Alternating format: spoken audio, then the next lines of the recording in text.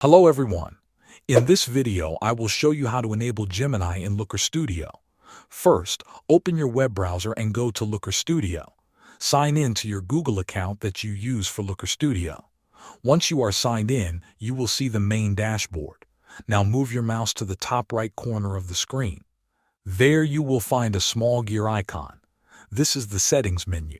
Click on that gear icon. After clicking the gear icon, a settings panel will open. Scroll down through the options. Look at the last option in the list. It will say Gemini Settings. Click on Gemini Settings to open it. To enable Gemini in Looker Studio, you need to have the Pro version of Looker Studio, also known as Looker Studio Pro. If you are using the free version, you will not see the option to turn Gemini on. Make sure your account has an active Pro subscription.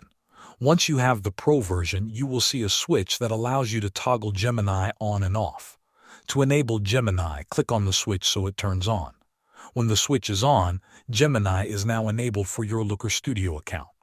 You can now start using Gemini features inside your reports and dashboards. Thanks for watching.